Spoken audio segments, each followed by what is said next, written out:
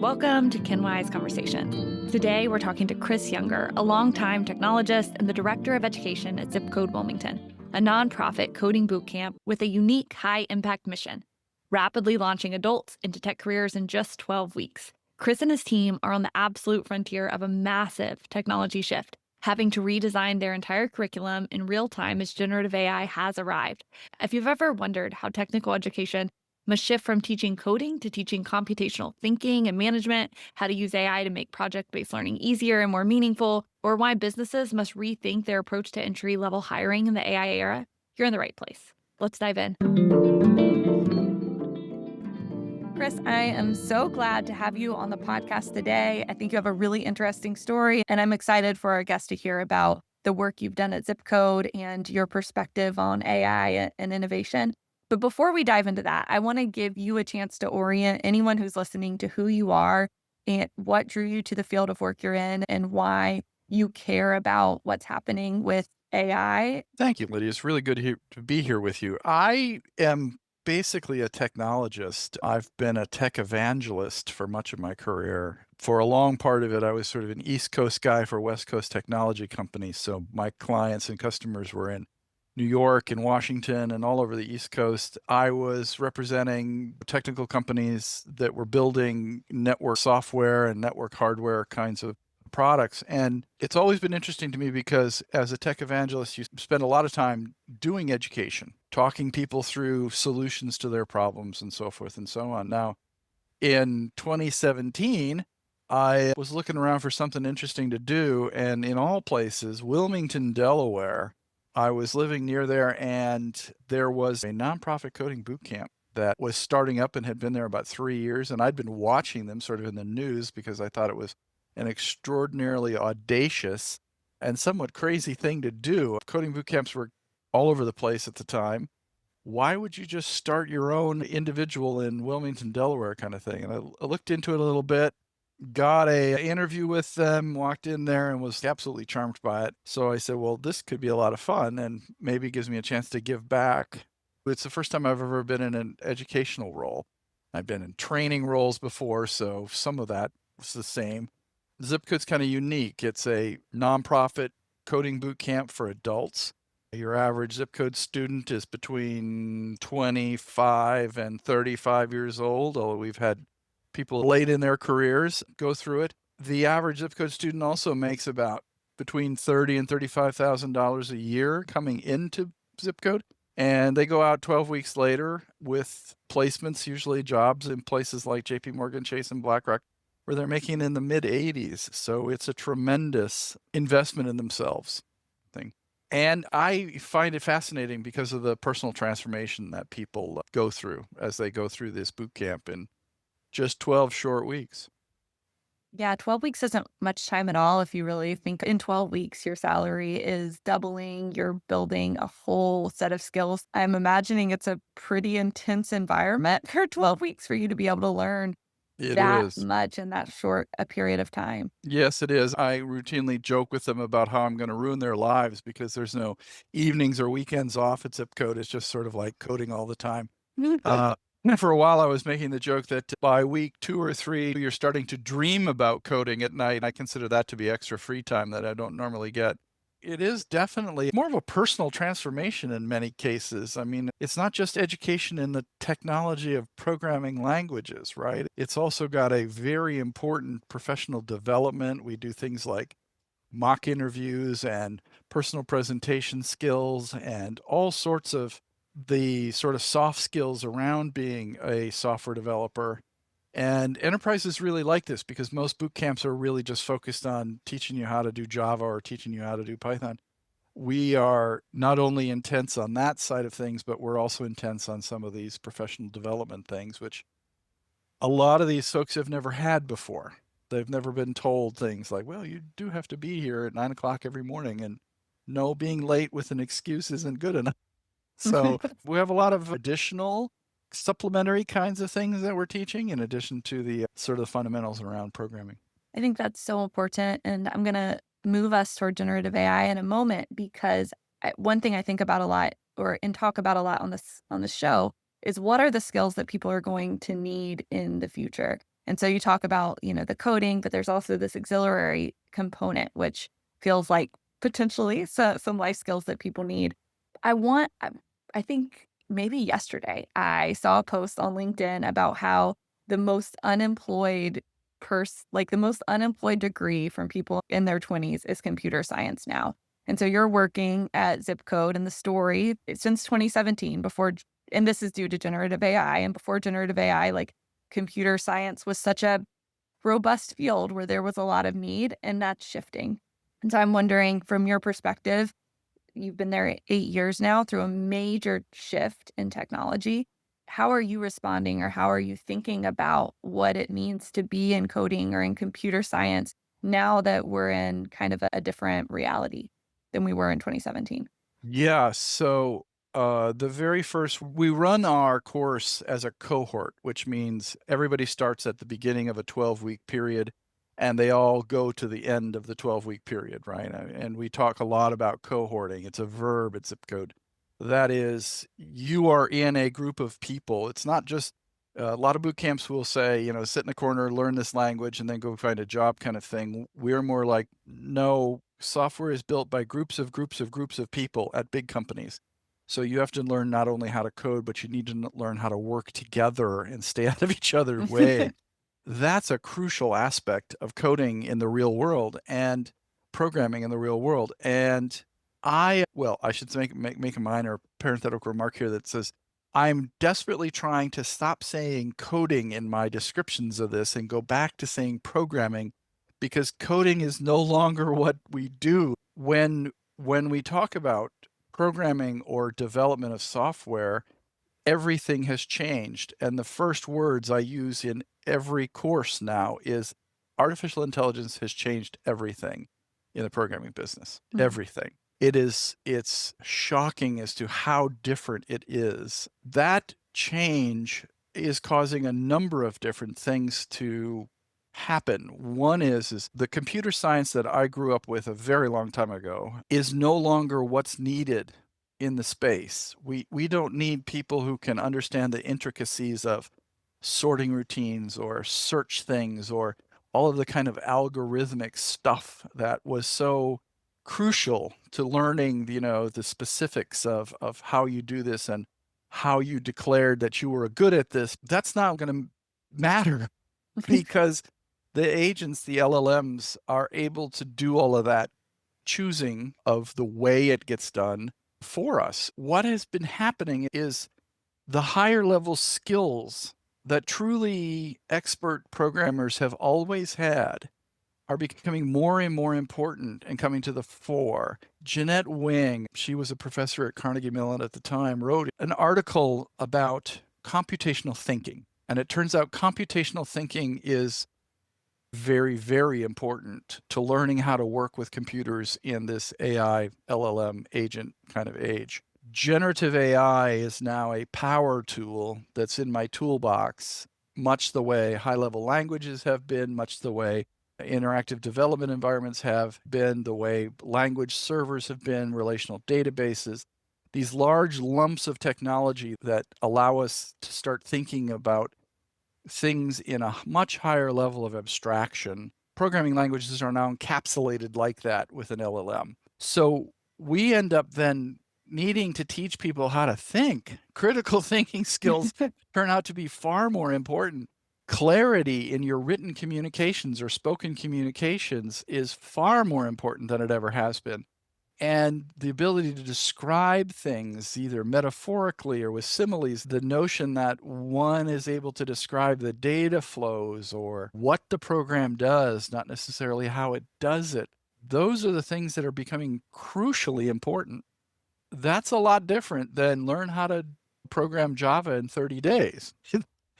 That stuff has been taken off the map entirely. So the very face of the way we do this, the way we teach people be useful in an enterprise software development environment is changing dramatically. I don't ever see it going back. Maybe it's as bad as, say, when they started putting engines in boats. I keep struggling to find a historical example of this, and it might very well be when they went from the age of sail to steam, where suddenly all of the skill and material and all of the knowledge and everything that you had about sailing a cargo ship from one place to another is just not important anymore. It's just entirely different. You have to learn more about the engines, and you go faster. You can go wherever you want. You don't have to just go wherever the wind kind of takes you. This is closer to what's actually happening with programming, as the education thereof, getting people to learn what you need to know to live in this new world. It's extraordinarily dramatic, and I find it very exhilarating and fun because I get to learn how to do things that I've been doing for 40 years in an entirely different way.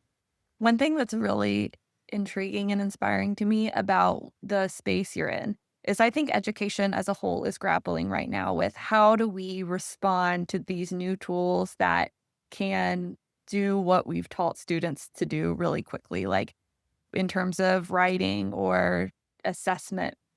I could be given a test, I could copy the answers into a tool and then get the answer. And so I think there's this grappling that's happening in education of how do we respond to this? Do we need to teach different skills? What does this look like? But there's complexity in deciding what those changes actually need to be. And so I think there's a lot of debate, and the larger educational story of how to embed AI into what's is unfolding. And I feel like what your space and the programming space and your commitment to making sure these students you have are actually able to continue to get jobs and be relevant is pushing you kind of to that frontier where you're having to explore and redesign a lot more quickly and urgently than folks who are in education spaces that are still doing things the way they've been done, with maybe some conversations or a note and a syllabus about how AI can or cannot be used in the class.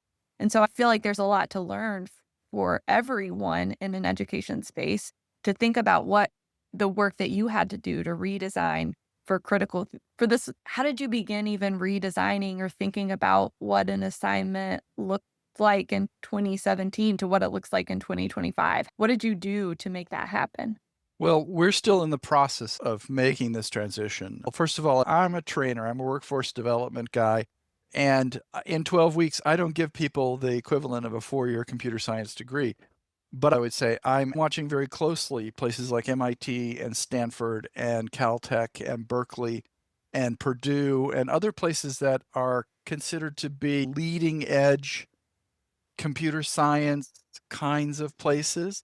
I think one of the big changes that has happened over the last 30 years, 20 years, since sort of when we started working with the internet and, 94, 95, 96 kind of thing, is that there are different levels of programming. I mean, there's sort of workmanship or craftsman type programming, right? There's a lot of that gets done. Then there's sort of high performance programming, or what I like to think of as sort of it's really not fair to call it this. It's not high risk programming, i.e., software that runs things like Starship or the space shuttle or heart monitors or the metro in Washington, D.C., or air traffic control. I mean, the kinds of systems where very, very bad things happen if the software, crashes, right? Not an acceptable situation. $1 trillion banks have the same kind of problem. I think that computer science is going to evolve into very rarefied, highly technical, more technical than even it has been. But we're still going to need lots of people who create useful software for people, right? So one of the things we're seeing people saying, well, because software is becoming easier to do, we're going to need more programmers, because it's going to be people in the past, they've said, well, to build a mobile app, it costs at least $50,000 to start, and it costs tens of thousands of dollars a year to keep it up, maintain it. We're now getting to the point where something that used to take me 3 weeks to build now takes me maybe 2 to 3 days. And Such a that's big change. dramatic. I mean, that's really dramatic. I would easily say that the quality of the software is on par. When it comes to this transition, one of the things that, assembling the airplane as it's trying to take off is a difficult thing to do. In any case, what we've seen is that it's really about their end result, right? People need to hire people who can build things. They need to have real world experience in fixing broken software, finding bugs, adding small features to large pieces of existing software. That kind of thing isn't going to go out of style. It still exists in every business, right? The technologist then is going to have to be less a programming whiz with a language and more of a business analyst, right? More of somebody who can translate the way people talk about their business systems into technology, because many people who are really good at business aren't necessarily the same kinds of brains that are going to be really good with even low code or no code kinds of tools. They'll get frustrated with the level of specificity, the conciseness, the detail required to explain to an AI, a generative AI, what needs to be done and how it needs to look. So specialists in these areas are still going to exist. Designers, technologists, people who have an understanding of the details, just like, even though in things like automobiles, you can go into a dealership and you can order a very custom car. We all know we can do it. Few people ever do, right? It's more like, but I need the car tomorrow. Is there anything on the lot I can have? That's going to happen a lot more with software too. This change of how do we get to what we need is just shortened and different, and it's about building things. So we've really gone from exercises that I would have considered to have been sort of traditional computer science exercises to let's build a library management system. Let's build something that controls, bank accounts. Let's build something that translates customer requests into things that the LLM can handle. Let's build mimics of things like Slack or Twitter or Yelp or BBC News. Let's build mimics of those clones. But just like in art, right? You learn a lot by trying to copy a Rembrandt if you're a painter, right? I think you learn a lot by trying to copy, build from scratch, something like Slack. You learn a lot about what has to be done, how things go together. And that kind of skill is still something that businesses, when they realize that they just can't turn all this over to some nameless, faceless LLM that works all the time, they'll realize that no, we still need people who can do this work and are focused and skilled at it. And those are the people that we're trying to build for the workforce, right, at Zip Code. Yes, you're going to say, well, all I need is just a handful of senior programmers who can do this, which is great, except senior programmers like me like to do things like retire. And then you're just not going to be able to find somebody else who's got, say, a decade of experience with your software unless you grow them internally. And a lot of businesses are going to discover that. So the on-ramp for this kind of stuff is going to be a lot different. But I think we'll all come to our senses business-wise to realize that, yeah, we still need people to do this.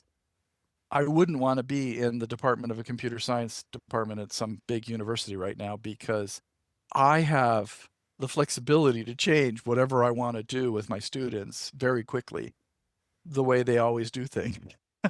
And it's going to be very difficult for them to make Right. that transition, right? A university is like a cruise ship and you can't turn it on a dime, and you're in I don't, A runabout. yes. Let's go skiing in that direction, right? I mean, it's very easy for me to do. So yeah, I am watching those departments because one anecdote, and I just don't remember the gentleman's name. He said some of my students, he's a computer science teacher, I think at Stanford. He said a bunch of my students came to us and said, all the stuff that you taught in this course, we can do it all with LLMs. We can just tell the LLM to do it and it will produce a better answer than most of us could ever imagine. And he says, you need to bring back Blue Book exams. And he has. He's got, computer science students writing in Blue Books for exams. And they're still finding that level of writing it down is a great way to prove they know it. Do you think that's the skill that's important for students to prove they know, or is it a different skill? I think it's a different skill. I think it's actually delivery, right? It's sort of like, I think you can use that to describe things that make people articulate their understanding and their knowledge, right? Which has always been what a Bloomberg exam is about. Here's a vague question that you have to answer in some way that by answering it in a certain level of depth and detail, you prove to me that you know what you're talking about. That's what always interviews are, right? Interviews are always about, well, does this person know what they're talking about? And is this somebody I want to work with? Those are the two big questions an interviewer always wants to answer. I think that's still the same with colleges is, well, we have to know what they know to be comfortable granting them a degree. So what ways can we prove to ourselves that, yeah, this student knows what they know? I think we're going to see things like the final exam is, okay, here's all your tools. Build me the following thing in 90 minutes or 3 hours. And it has to I be able to do these things, right? I think like our traditional view of assessment is not aligned to what people experience as people who do work in organizations or companies. But And that's been so, true about th- college education ever, right? but we have this opportunity, I think, to change that model Mm, potentially where the going to blue book exams maybe can prove that you can explain something in your own words, which I do think there's value in some spaces to be able to do that. But also how in a world where so much of your work that could be assessed on an exam can be done by an LLM, what is the new way of assessing? What does it look like to prove that you knew something and kind of align that to what you might do in the workforce, which is why one of the largest reasons why people get education is so that they can be prepared to have jobs that they want to have. And so I think there's something really exciting about reimagining what assessment looks like and what outputs the way you're describing of you're going to create something and that thing you're creating is going to be useful and that is aligned to what people experience when they actually go into work environments. exactly. And that's why my end goal in these 12 weeks is no longer lots and lots of little programming projects that prove you know how to sort an array of integers from scratch or whatever. It's more like project-based stuff where you're given the vague specifications or details of what needs to be created, and then you have to do it all with a group of people, right? So it's project-oriented and it's delivery focused. Monday, we say, all right, we want you to, here is 3 GB of book, DVD, and CD, music CD library materials. Build me a system that can look things up, can loan things out, can give us reports on various things, right? And there'll be a demo Friday afternoon.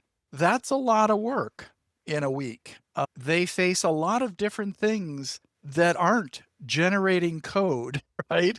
So you have to figure out like, okay, 5 of us have to build this system. It isn't just one person behind the keyboard doing generative AI. There's a lot of discussion and interaction among the people, much closer to the way it might be in a real business, where your boss comes to you and says, hey, we need a system that will do this, or we need to add this particular whole new business thing to this system that we've always used. Those are real world kinds of programming problems. And we can teach those things in a workshopping kind of environment like Zip Code. So projects is what it's all about. Our capstone project is you've got a week to say, build a Slack clone. And you have 3 more days to create a professional 4-minute presentation live in front of a camera that presents your work and shows people what it is it does and whatever else. And that is a extraordinarily valuable learning environment, right? Because people come away from it going, I had no idea that it wasn't just slinging code. It's also communicating what I've done, communicating how I did it, talking about the problems we face, the technologies we used, right? That is much, much closer to what the real world needs in a group of people who are programming and developing software for some solution to some problem.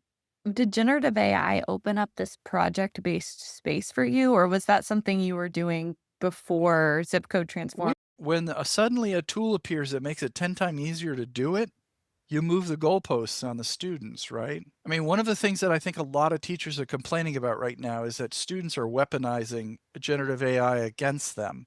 And my answer to those teachers is well, weaponize it in response. Make it hard on the little buggers to create what you make it harder to create what you want from, want from them. And they'll respond, right? Humans are adaptable, they're resilient, they love the kind of challenges that you give them. They're curious about how to make these things go. A board member of mine works for Microsoft and is one of the technical advisors to Satya Nadella. Real senior guy, very business oriented though, very customer focused Microsoft guy. He and I were sitting talking about this about a year and a half ago, and it dawned on both of us at the moment, what we need is a programmer needs management skills. A computer programmer is going to become more like a director is in a modern business, right? There's worker bees and there's managers, and then there's these amorphous folks that are called directors that not only have to be responsible for getting it done, they also have to figure out what needs to be done, right? And they have to figure out how to marshal their resources, their department of 30 people or their department of 100 or 200 people. Those roles in my career have always been the most interesting ones, right? Because you deal with sort of the complexities of human foibles and everything else. And the vagueness of, well, we've got to do this in the business in the next 12 months. And you're given the tools and responsibility to make that happen. That's closer to what a programmer is evolving into right now, because it's only a matter of time before these agents, as we're using them, things like Claude Code and Codex and the others, that we have entire armies of those at our disposal as an individual, where we can tell them things like, okay, the following 5 agents need to be working on the front end, the back end, the database, the communication protocols, all of that sort of stuff. And then it's my responsibility to make sure they work together and make it happen, right? I think we're going to see a lot more of management skills across the spectrum of education. We're going to need to be able to take the fundamentals of management, of that interface between humans and LLMs, large language models, agents, agentic computing, not just in computing, but also in things like journalism and media and finance and law and, I hope, international relations and lots of things like that, right? Do you remember squealing modems or fax machines, right? They lasted a little longer. Somebody the other day, and I don't remember where it was in Hacker News or wherever, they said, what's going to happen to the world when we're no longer talking to LLMs at 9600 baud, which is the description we used to use for really fast communication just before the edge of the internet, changed everything. It was sort of like the gold standard in computer communications at the time. And it occurred to me, when you're watching Claude or ChatGPT type out the answer, we're kind of watching it in real time. Well, what's going to happen when that is 10 times or 100 times faster, which is something that we're on the cusp of it happening? There will be a sea change, fundamental qualitative change, when quantitatively the speed of LLMs is 100 times faster than they are right now. It will be more like talking to another human or dealing with another human, where the reaction can be almost instantaneous, right? And the way we work with them is going to change too because of that. So I think there's going to be emphasis on critical thinking skills. There's going to be logical organization. There's going to be emphasis on management skills in communications and the ability to read and track things very quickly, to spot inconsistencies between the things that get created. But those aren't just programming educational challenges, are they? Those challenges exist in every field of human endeavor. So, yeah, I'm very excited about it. It's just cooler. It's just so wild that the world is changing so rapidly, and we are literally right now in the middle of the maelstrom. It's just fascinating. You're in an exciting place because you're able to prepare this workforce of the future in this very nimble environment where you can move quickly and iterate. I imagine if you're working with students for 12 weeks, you do 12 weeks, and then you probably are able to make a couple of changes for the students that you have in the next 12 weeks. Yeah, basket full of changes, and I've got a list of them right here. It's like, okay, so one of the big challenges I'm facing right now is how do I take somebody who really, really wants to get into this, but has little or no programming experience of any kind? Like they've never been exposed to a programming language. How do you teach somebody who doesn't even need to know the details of the programming language? Right. And I know there's going to be people out there who say, no, no, no, no, no. It's always been that way. You have to know the very bits and bytes of everything to really know this. And the answer is no, because that's not the way it is with my car, with my microwave, with my induction cooktop. It's not the way it is with my smartphone. I don't need to know the details, the bits and bytes of all that to use it to great effect. That's happening right now with all of this issue of the creation of software. So I don't think we need less programmers. I think we need more of them because it's so much cheaper to create software now. People are going to be demanding more and more stuff. And I would go so far as to say, so the age, I'm very interested in iOS for the iPhone, right? And creating software apps for the Apple iPhone platform. I, for instance, have 4 different personal applications that I've written from scratch that are good. They're perfectly fine for what I use them for, but they're personal applications. Nobody in the world but me uses them. And I use 3 of the 4 every day, right?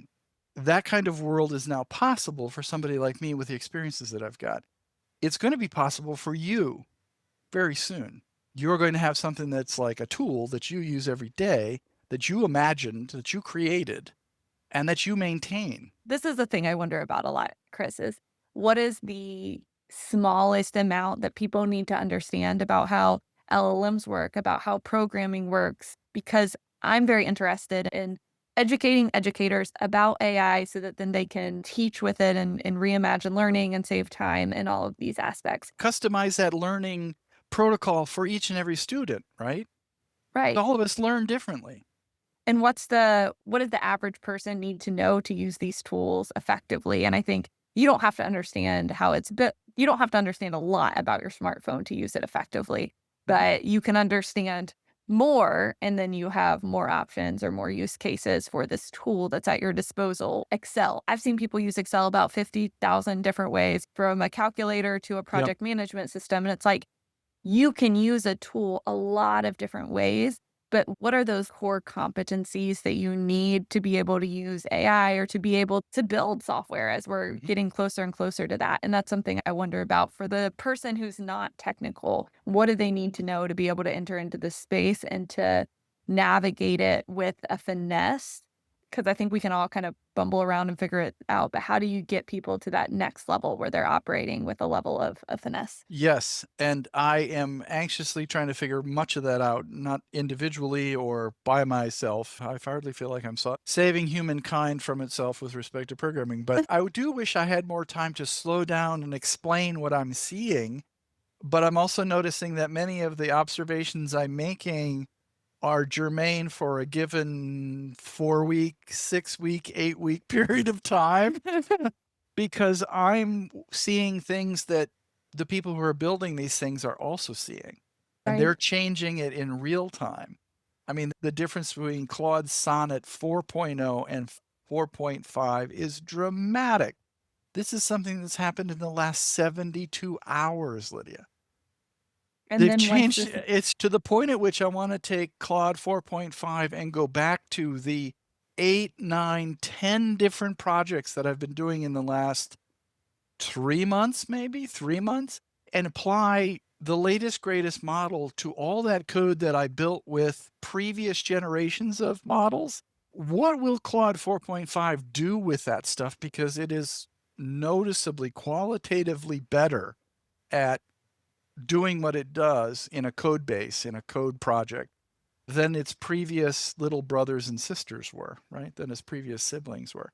That stuff is changing, like I say, day to day, week to week. Mhm. So the dust is far from settled here, is my point.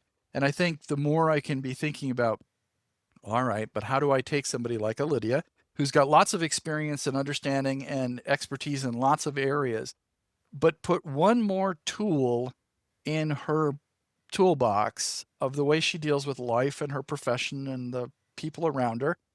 That happens to be with the way that we create software, right? What kind of an app would you like for you and your family, right? What kind of an app would you like for your workplace? What kind of an app would you like? And can we make it almost disposable, right? One use software. That's a wild thing to do. It's expensive. It's been out of reach. In a changing world, what you need changes. Right. Because we don't know, right? And we've always said this, it's so trite. It's, the only thing constant is change. That is absolutely true. Anything that's touched by generative AI right now. So when we're looking at teachers, we can assume that companies like Sal Khan at Khan Academy are actively trying to figure out how to build that holy grail of entirely personalized education for any given student at any age, at any level of cleverness, at any level of personal development. And it acts like the most patient, wise, competent teacher that we've ever had or imagined. That's kind of cool. But that's going to be across everything, right? When you hear the CEO of Walmart standing up and saying, every job at Walmart is going to be impacted by artificial intelligence, by LLMs and AI, generative AI. Jamie Dimon believes this at JP Morgan Chase, right? One of the world's largest financial institutions, a global bank with 200 some odd thousand employees, with 50,000 technologists. They have 50,000 people who work as programmers and developers and project managers and product developers, and 50,000 people, and their entire bank, they're going all in on how do we change our organization and the way we do business around the world? How do we use these things to great effect? And I think what we're going to hear in many of those cases is it's not the obvious stuff that we're able to point to from the outside. They're going to tell us, well, the biggest impact that it had was in this tiny little place over here. They gave us a brand new form of business and dealing with customers that we never even imagined was possible. So much creativity. I think it's really, like you keep saying, I think there's going to be a need for more programmers, because as more people understand what's possible, then you unleash so much creativity, so many people solving different types of problems in different types of spaces, and who knows what's going to happen. And again, the best thing we can do is just kind of keep moving ahead considerately, thoughtfully, reflectively, thinking about, okay, everything's on the table. Everything we thought was the way we've always done it, everything is possibly changing. So that kind of open-mindedness, and I think open-heartedness is, I think, way education has to go, not just in the workforce development phase that I'm in, or even college, but all the way down to how do you deal with students who, before the age of 2, know how to work with iPads and watch volumes and volumes of media. They consume media as 2-year-olds. And a lot of people say, well, you shouldn't allow them to whatever. That's not a realistic reaction, right? It's always been that there's been media to consume. It just might have been a real apple tree in the backyard. An apple tree on a Sesame Street episode. We both are very excited about this age, right? We're very excited about this period of the way everything is changing, and we're very interested in understanding more about what people are doing, how they're doing it, what can we take from that, what can we learn from it, what can we, right? And again, I think one of the things that's going to be true, it's going to be a long time before an LLM, I think, is honestly curious. I don't know that anybody's trying to figure out how to take something, an agent like Claude or ChatGPT, and make it honestly curious about a human and their problems.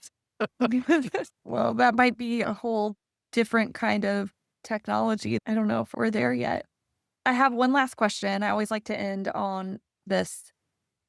I'm curious about, for you, what is the hope or the fear or the curiosity about AI that's keeping you up at night right now, or just something that you can't stop thinking about? Could be positive, it could be negative, but like, what's the thing that you are just really sitting with right now? In terms of anything generative AI related. So it could be Sonnet 4.5. What is that going to look like? It could be what are jobs going to look like 25 years down the road? It's definitely related to my day job, which is Zip Code Wilmington. And it's the fact that many businesses are as confused and uncertain about what the future of entry level positions look like as we are, because entry level positions have largely dried up. Now, we all know, and we've always seen, certainly in my career, I've seen many, many places where you're interviewing people or whatever, and you come across somebody and you go, we got to have this person. I don't know where we put them in, what they're going to do for us or whatever, but this is the kind of person that we need working in our organization, right? And you just make the hire because you don't come across somebody who's got that fit. Usually it's cultural, usually it's sometimes it's skill related, but it's not often educational or knowledge related. It's more skill and, fit related. I'm very worried about businesses who currently think that, oh, we just need to stop. We don't need the level of entry level people that we used to get. We don't need as many of them. And so let's not hire any of them until we figure out what it is we need. That's hard because that means there's a whole lot of people who are out there kind of languishing who really could make an impact on your organization, but you're not looking for them, right? Because you're assuming somehow, I don't know, Sam Altman and OpenAI are going to solve your problem at the low end forever. I don't think that's going to be true. So yes, I'm very worried about businesses and the way they're looking at entry level, because again, as you pointed out, computer science departments, it's one of the highest. The smart brains are not going into computer science anymore. They're going into engineering, they're going into business, they're going into other forms of sciences. And there's a part of me too that says that's going to happen. We've always said, for a long time, people were talking about, computing across the curriculum, right? And then we talked about computing across the business. Like everybody needs to know how to use Microsoft Word and Excel, and everybody needs to know how to be able to send emails and do that sort of stuff and work with databases. A tool that's going to be in that toolkit is the ability to generate software or systems that react to people, right? That can handle data flows, can do those sorts of things. There's plenty of people who are clever enough to learn all that stuff from your business right now. And they can be entry level people. And I'd argue, and have argued with some of my corporate partners, that they don't have any knowledge they have to unlearn. They don't have any old ways they've always done things that they're going to apply. They're going to be people who look at it with an open mind. You know as well as I do that one of our favorite forms of students is somebody that you say, hey, I want you to go try to figure out how to do this or make this or whatever else. And they go and they do it, and they didn't realize that it was, to many people, impossible. Because they don't know what's impossible. They've never been acculturated to the point of, oh, wait, you can't do it that way. Nobody's ever done that. They just do it because they didn't know they couldn't. Those people are still out there, and they're still in our educational systems too. And we've got to make sure that we're still fueling those folks, right? So we have to come up with new and interesting ways to keep that curiosity alive so that their reaction to a problem isn't, oh my God, what are we going to do? Their reaction to a problem is, huh, that's strange. How can we fix this? Right. Right. And those people are such a value add to whatever organization that they're in. And as you said, like they don't have that same, I keep thinking about organizational debt of this way of always doing things. These big corporations, it can be hard to adopt AI because they have a way of doing things that they have data, they have so much that they have to sort through and figure out. They can't be nimble. And then you have startups who are able to be really nimble. And maybe there's some truth for our early career folks who are able to have this nimbleness and this expansive way of thinking that has some value, where some of us who have been in the workforce longer may have to unlearn. I think I'm interested too in watching and understanding the two new categories of employment: content creators and influencers, right? They're emerging as a collection of skills and understandings that we will say fireman, policeman, insurance agent, real estate agent, influencer, right? In the same breath, cook, chef, engineer, in the same breath, content creators and influencers. There's a lot of influencers who don't know the first thing about marketing. They don't know the first thing about supply and demand in an economic product driven environment. Like, I don't know, all the marketers used to at places like Procter and Gamble 20 years ago. Or content creators. They don't know any of the details that an executive producer of NBC News did in the 1950s, 70s, 90s, 10s. They don't know any of that knowledge, right? And yet they're able to produce the same level of quality, interest in them as media product as any of them ever have. So we see this all the time with the way that technology is constantly moving and changing in our world. And generative AI is just another one of those really big, impactful things. Right. None of us know how a microwave oven actually works. We know more and more about how it behaves, and that's more than enough for us to use each and every day. I think generative AI is going to be in that camp someday. I am very excited about it. That kind of tool applied to all of the various forms of human endeavor really make it a fascinating time to be working and talking like this, Lydia. What a great conversation with Kris Younger. He's a true innovator in workforce development. We thank him so much for sharing his on-the-ground insights from the boot camp classroom.